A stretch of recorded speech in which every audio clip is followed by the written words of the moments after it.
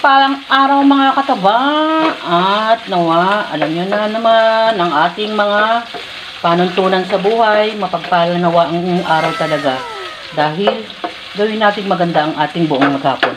So yan, magluluto naman tayo ng kalyos. Dito sa kalyos natin kasi biyaya ito mga kataba.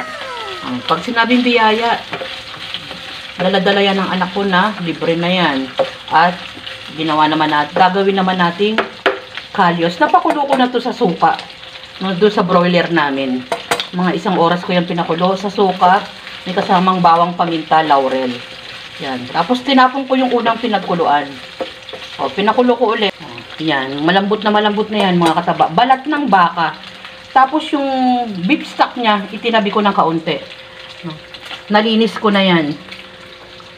Kasi ipang papakulo din natin ulit mamayang kaunti. Yung iba niyang ingredients, bell pepper, pumuputok-putok na yung pork kasi naghalo ako ng konting pork.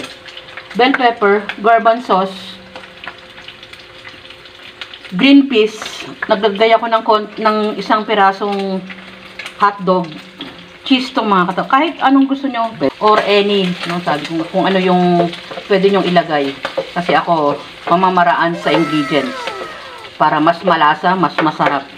Bawang sibuyas, bawang, laurel, maglalagay ako ng kalahating chocolate na beef cube. Tapos, tomato sauce. Ganyan lang kalaki ang ating tomato sauce. Yan. Pinafry ko na yung ating pork. Pwede na tayong maglagay ng ating bawang sibuyas. Yan. Magkasabay na yan. Yan. Para naman maluto ang ating hotdog. Yan. Wow, sumama.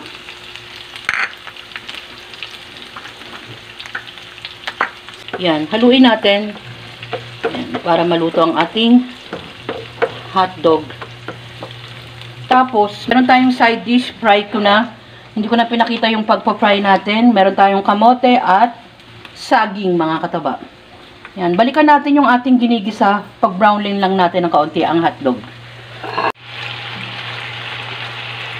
Ilagay ko na yung ating balat ng baka. Tapos, magsisunod tayo ng ating mga pampalasa. Yan.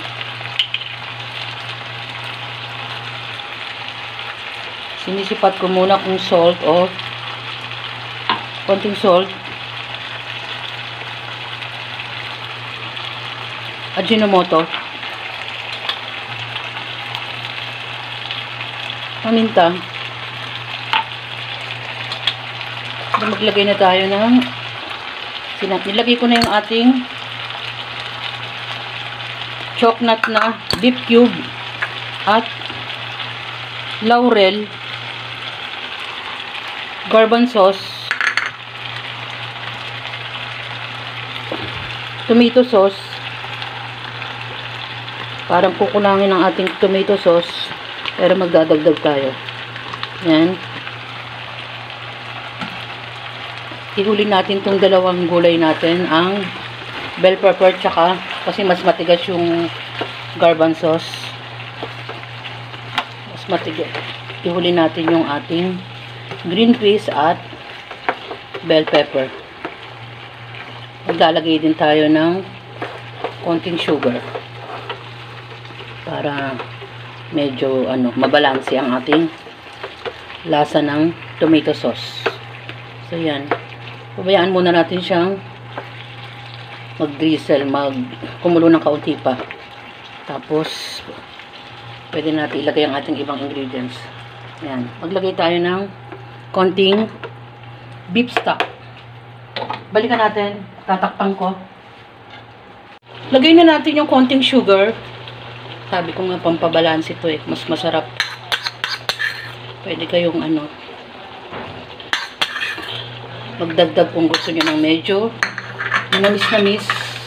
At lagay na natin yung natitira nating ingredients na green peas at bell pepper. Yan. Yan mga kataba. Haluin natin. Yan. Pabayaan pa natin lumapot sa huli. Nagdagdag ako ng 90 grams uli na tomato sauce. Kasi maano nyo naman pag kulang. At pakulo natin. Pabayaan natin kumulo pa. Pag naluto na, tikman natin ang kaunti. Yan. Balikan natin. Meron tong ceiling green. Ay, ceiling green. Mali-mali. Meron tong ceiling red. Pwede nyong i-delete kung ayaw nyo ng medyo maanghang. Masarap na. Ayan, oh. Ceiling red yun, mga taba. Yan. May lasa na. Masarap na.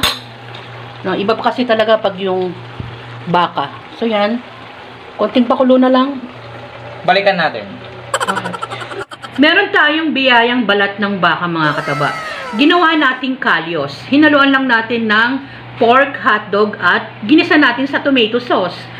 Sinamahan naman natin ng side dish na fried banana and kamote. Yan ang ating magkapares, mga kataba. Kumain ng masaya. Alam nyo naman, enjoy, kumain at maging masaya. Salamat sa panonood. Ginagaya ko ng anak ko.